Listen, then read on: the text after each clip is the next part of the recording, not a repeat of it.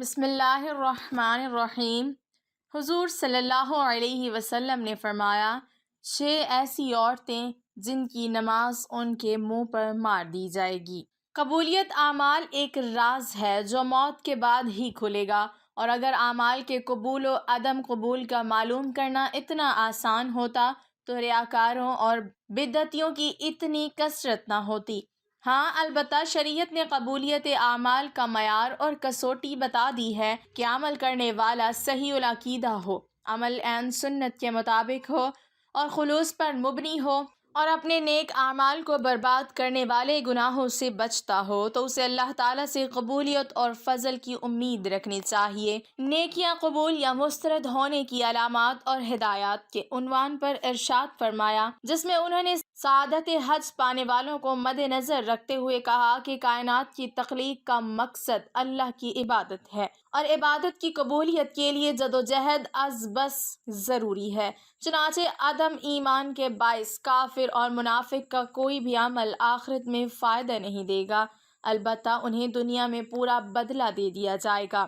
عمل کی قبولیت کے لیے اخلاص اور اتباع سنت لازمی امور ہیں۔ اخلاص کا مطلب یہ ہے کہ نیکی کا مقصود اور مطلوب صرف رضائے الہی ہو، جس کے لیے نیت بنیادی کردار کی حامل ہے، کیونکہ نیت کی وجہ سے چھوٹا عمل بھی بڑا بن جاتا ہے۔ انہوں نے یہ بھی کہا کہ تقویٰ تسلسل کے ساتھ نیکیاں، نیکی کے لیے دلی رغبت، نیکی پر ثابت قدمی اور انسانی اعضاء کا صحیح سلامت رہنا نیکی قبول ہونے کی علامات میں سے ہیں۔ اگر انسان کو ابدیت کی حقیقی معرفت مل جائے تو اسے اپنی ساری زندگی کی عبادات بھی ہیچ نظر آئیں۔ اسی لیے تو عظیم ترین عبادات کے بعد بھی استغفار سنت نبوی ہے، اور مومن کبھی بھی اپنی نیکی پر گھمنڈ نہیں کرتا بلکہ اللہ سے قبولیت کا امیدوار رہتا ہے۔ چنانچہ قبولیت کے لیے دعا اور شکر گزاری اپناتا ہے۔ شکر کرنے پر اللہ کی طرف سے قبولیت کا وعدہ ہے۔ دوسری جانب شرک، ریاکاری، نیکی کے عوض دنیاوی مفادات کا حصول، حالت ارتداد میں موت، دین سے نفرت، اللہ کی آیات اور آخرت میں ملاقات کا انکار، غضب الہی کا موجب بننے والے اعمال کرنا، منافقت، حد دھرمی اور عناد کی بنیاد پر سنت سے تصادم، اپنی بات کو نبی صلی اللہ علیہ وسلم کی بات پر فوقیت دینا، اپنی پارسائی پر گھمنڈ، نجومی کے پاس جانا، عصر کی نماز ترک کرنا، حقوق العباد تلف کرنا، تنہائی میں گناہ کرنا، غیر شرعی مقصد کے لیے کتا پالنا اور شراب نوشی سے نیکیاں مٹ جاتی ہیں۔ لیکن کچھ ایسی عورتیں ہیں جن کی نماز ان کے منہ پر ماری جائے گی، کیونکہ وہ عورتیں نماز تو پڑھتی ہیں، اور جنت میں جانے کے لیے صرف نماز پڑھنا کافی نہیں ہے کہ وہ جنت تک انہیں پہنچا دے، کیونکہ وہ ایسی عورتیں جو نماز خوب پالتی ہیں، خوب روزے رکھتی ہیں اور ایک روزہ نہیں چھوٹتا، لیکن ان کی نماز کا کوئی فائدہ نہیں، اور ان کی نماز ان کو جہنم کی آگ سے نہیں بچا سکتی، کیونکہ وہ ایسی نیکیوں کے ساتھ ایسے گناہ کرتی ہیں جو ان کے گناہ ان کو جہنم میں لے کر جائیں گے۔ کیونکہ آپ صلی اللہ علیہ وسلم نے فرمایا، 2 چیزیں اسلام نے ہم کو دی ہیں، پہلی ہے حقوق اللہ، دوسرا ہے حقوق العباد۔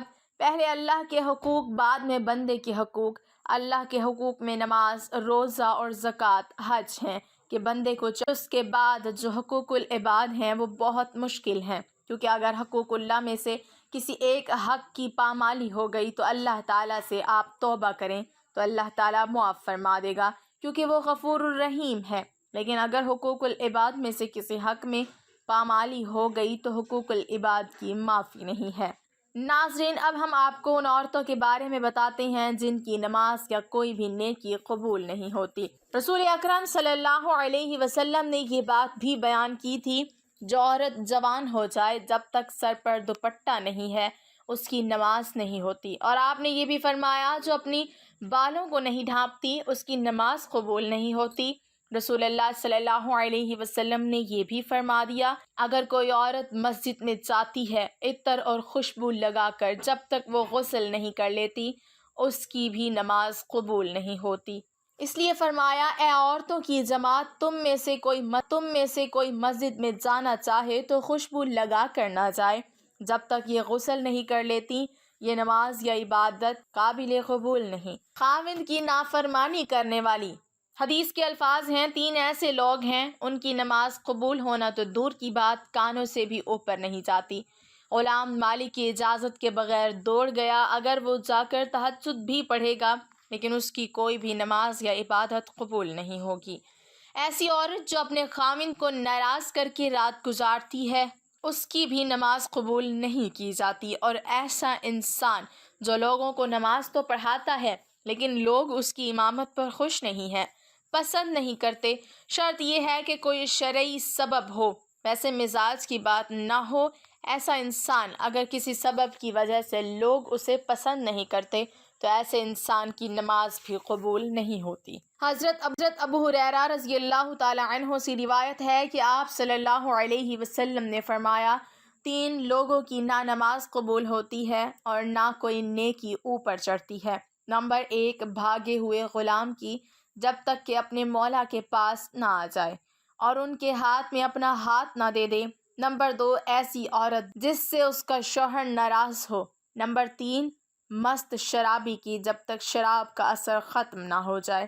اس حدیث کے فائدے میں لکھتے ہیں مرد عورت پر نگران ہے اور عورت اس کے ماتحت ہے۔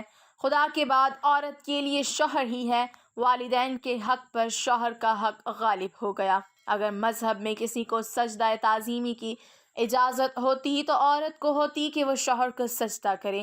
حدیث پاک میں ہے عورت کے لیے اس کا شوہر جنت یا جہنم ہے، کیونکہ اس کے حق کو ادا کر کے جنت پا سکتی ہے۔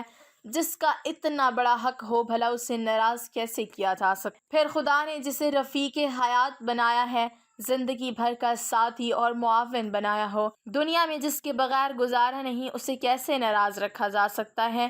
اس لیے اگر شوہر ناراض ہو جائے تو اسے راضی کرنے کی کوشش کرنی چاہیے، کیونکہ اس کے بغیر دنیا آخرت میں نقصان ہے۔ حضرت عائشہ رضی اللہ تعالی عنہا کی روایت ہے کہ نبی کریم صلی اللہ علیہ وسلم نے فرمایا بالغ عورت کی نماز سر ڈھانپے بغیر قبول نہیں ہوتی۔ اس حدیث میں نماز کے دوران سر ڈھانپنے کا حکم ہے، چنانچہ اگر عورت دوران نماز سر نہ ڈھانپے تو اس کی نماز نہیں ہوتی۔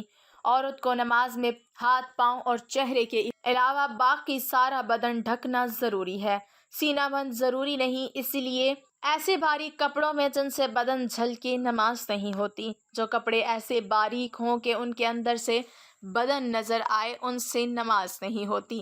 نماز کے لیے دوپٹہ موٹا استعمال کرنا چاہیے۔ چہرہ، دونوں ہاتھ گھٹنوں تک اور دونوں پاؤں ٹخنوں تک، ان 3 اعضاء کے علاوہ نماز میں پورا بدن ڈھکنا عورت کے لیے نماز کے صحیح ہونے کی شرط ہے، اس کے بغیر نماز نہیں ہوگی۔ خواتین کا یہ کہنا کہ جب بندوں سے پردہ نہیں تو خدا سے کیا پردہ، بالکل غلط ہے۔ اللہ تعالیٰ سے تو کپڑے پہننے کے باوجود آدمی چھپ نہیں سکتا، تو کیا پورے کپڑے اتار کر نماز پڑھنے کی اجازت دے دی جائے گی؟ پھر بندوں سے پردہ نہ کرنا ایک مستقل گناہ ہے۔ جو عورت اس گناہ میں مبتلا ہو اس کے لیے یہ کیسے جائز ہو گیا کہ وہ نماز میں بھی سطر نہ ڈھانکے؟ الغرض عورتوں کا یہ شبہ شیطان نے ان کی نماز غارت کرنے کے لیے ایجاد کیا ہے۔ نماز کے دوران سر کھل جائے اور 3 بار سبحان اللہ کہنے کی مقدار تک کھلا رہے تو نماز ٹوٹ جائے گی، اور اگر سر کھلتے ہی فوراً ڈھک لیا تو نماز ہو گئی۔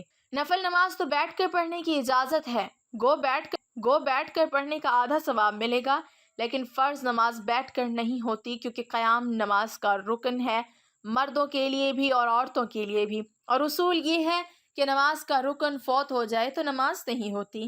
لہٰذا جو عورتیں فرض نماز بغیر معذوری کے بیٹھ کر پڑھتی ہیں ان کی نماز نہیں ہوتی۔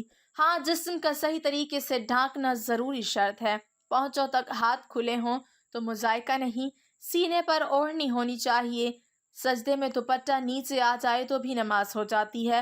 عورت کا جمع ہو کر اس طرح نفل نماز جماعت کے ساتھ ادا کرنا بدترین بدعت ہے اور متعدد غلطیوں کو مجموعہ ہے، جس کی وجہ سے وہ سخت گنہگار ہیں۔ اور نیل پالش اور آدھی آستین والی عورتوں کی تو انفرادی نماز بھی قبول نہیں ہوتی۔ فجر کی نماز تو عورتوں کو اول وقت میں پڑھنا افضل ہے اور دوسری نماز مسجد کی جماعت کے بعد پڑھنا افضل ہے۔ جمعہ جماعت اور عیدین کی نماز عورتوں کے ذمہ نہیں ہے۔ حضرت صلی اللہ علیہ وسلم کا بابرکت زمانہ چونکہ شر و فساد سے خالی تھا، ادھر عورتوں کو حضرت صلی اللہ علیہ وسلم سے احکام سیکھنے کی ضرورت تھی، اس لیے عورتوں کو مساجد میں حاضری کی اجازت تھی، اور اس میں بھی یہ قیود تھیں کہ باپردہ جائیں، میلی کچیلی جائیں، زینت نہ لگائیں۔ اس کے باوجود عورتوں کو ترغیب دی جاتی تھی کہ وہ اپنے گھروں میں نماز پڑھیں۔ چنانچہ حضرت عبداللہ بن عمر رضی اللہ عنہ سے روایت ہے کہ حضرت صلی اللہ علیہ وسلم نے فرمایا، اپنی عورتوں کو مسجد سے نہ روکو، ان کے گھر ان کے لیے زیادہ بہتر ہیں۔ حضرت عبداللہ بن مسعود رضی اللہ عنہ سے روایت ہے کہ رسول اللہ صلی اللہ علیہ وسلم نے فرمایا، عورت کا اپنے کمرے میں نماز پڑھنا اپنے گھر کی چار دیواری میں نماز پڑھنے سے بہتر ہے، اور اس کا پچھلے کمرے میں نماز پڑھنا اگلے کمرے میں نماز پڑھنے سے بہتر ہے۔ مسند احمد میں حضرت ام حمید سعدیہ رضی اللہ عنہا سے مروی ہے کہ انہوں نے عرض کیا، یا رسول اللہ صلی اللہ علیہ وسلم، میں آپ کے ساتھ نماز پڑھنا پسند کرتی ہوں۔ آپ صلی اللہ علیہ وسلم نے فرمایا، مجھے معلوم ہے کہ تم کو میرے ساتھ نماز پڑھنا محبوب ہے، مگر تمہارا اپنے گھر کے کمرے میں نماز پڑھنا گھر کے صحن میں نماز پڑھنے سے بہتر ہے، اور گھر کے صحن میں نماز پڑھنا گھر کے احاطے میں نماز پڑھنے سے بہتر ہے، اور احاطے میں نماز پڑھنا اپنے محلے کی مسجد میں نماز پڑھنے سے بہتر ہے، اور اپنے محلے کی مسجد میں نماز پڑھنا میری مسجد میں میرے ساتھ نماز پڑھنے سے بہتر ہے۔ راوی کہتے ہیں کہ حضرت ام حمید رضی اللہ عنہا نے یہ ارشاد سن کر اپنے گھر کے لوگوں کو حکم دیا کہ گھر کے سب سے دور اور تاریک ترین کونے میں ان کے لیے نماز کی جگہ بنا دی جائے۔ چنانچہ ان کی ہدایت کے مطابق جگہ بنا دی گئی، وہ اسی جگہ نماز پڑھا کرتی تھیں یہاں تک کہ اللہ تعالیٰ سے جا ملی۔ یہ تو حضرت صلی اللہ علیہ وسلم کی بات تھی، لیکن بعد میں جب عورتوں نے ان قیود کو کوتاہی شروع کر دی جن کے ساتھ ان کو مساجد میں جانے کی اجازت دی گئی، تو فقہائے امت نے ان کے جانے کو مکروہ قرار دیا۔ ام المومنین حضرت عائشہ صدیقہ رضی اللہ عنہا کا ارشاد ہے، عورتوں نے جو نئی روش اختیار کر لی ہے، اگر رسول اللہ صلی اللہ علیہ وسلم اس کو دیکھ لیتے تو عورتوں کو مسجد سے روک دیتے، جس طرح بنو اسرائیل کی عورتوں کو روک دیا گیا تھا۔ حضرت ام المومنین رضی اللہ عنہا کا یہ ارشاد ان کے زمانے کی عورتوں کے بارے میں ہے، اسی سے اندازہ کیا جا سکتا ہے کہ ہمارے زمانے کی عورتوں کا کیا حال ہوگا۔ خلاصہ یہ کہ شریعت نہیں بدلی، اور حضرت صلی اللہ علیہ وسلم کے بعد کسی کو شریعت بدلنے کا اختیار نہیں، لیکن جن قیود و شرائط کو ملحوظ رکھتے ہوئے حضرت صلی اللہ علیہ وسلم نے عورتوں کو مساجد میں جانے کی اجازت دی، جب عورتوں نے ان قیود و شرائط کو ملحوظ نہیں رکھا تو اجازت بھی باقی نہیں رہے گی۔ اس بنا پر فقہائے امت نے، جو در حقیقت حکمائے امت ہیں، عورتوں کی مساجد میں حاضری کو مقرور قرار دیا، گویا یہ چیز اپنی اصل کے اعتبار سے جائز ہے مگر کسی عارضے کی وجہ سے ممنوع ہو گئی ہے۔ اور اس کی مثال ایسی ہے کہ وبا کے زمانے میں کوئی طبیب امرود کھانے سے منع کر دے، اب اس کے معنی یہ نہیں کہ اس نے شریعت کے حلال و حرام کو تبدیل کر دیا، بلکہ یہ مطلب کہ ایک چیز جو جائز و حلال ہے وہ ایک خاص موسم اور ماحول کے لحاظ سے مضر صحت ہے، اس لیے اس سے منع کیا جاتا ہے۔ اللہ پاک ہمیں دین کی سمجھ نصیب فرمائے اور ہمارا خاتمہ ایمان پر فرمائے، آمین۔